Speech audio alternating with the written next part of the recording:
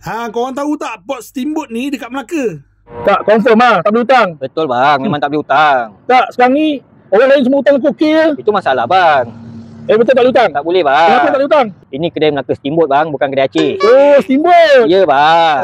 Berapa harga? Untuk dewasa RM38 je bang. Okey, baik. Boleh. Cepat bang, panjat bang. Boleh, Abang boleh bang. Abang boleh bang. Bang, cepat bang. Kau tengok harga dia, berbaloi kan makan kat sini. Aku suka yang inilah, ayam lembu kambing dia. Lepas tu sayur-sayur dengan seafood dia. Bayar sekali makan sampai kenyang, jangan membazir sudah. Perapan dia kat sini paling aku suka tau. Kau datang sini tengok bang, menu daripada warga emas, orang muda, sampai kanak-kanak, nampak Aiskrim Legend. Daripada makan ringan-ringan sampai yang berat-berat, korang pilih je, korang ambil je kat sini. Yang penting bayar sekali. Kalau tak ada penyedap rasa ni tak best bang. Lebih daripada 10 sos yang kau boleh ambil kat sini. Nak sup atau tom yam? Aku pilih tom yam, baru sawadikap. Macam mana? Okey? Okey bang. Bang, macam ni RM38 boleh makan macam ni banyak berbaloi, bang. kan? Berbaloi bang. Bang, teman saya boleh? Boleh lah teman. Saya seorang ni.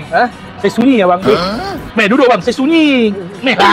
Kalau orang Melaka tak tahu pot Melaka Steamboat ni, memang rugilah korang. Sebab yang datang ramai juga daripada luar tau.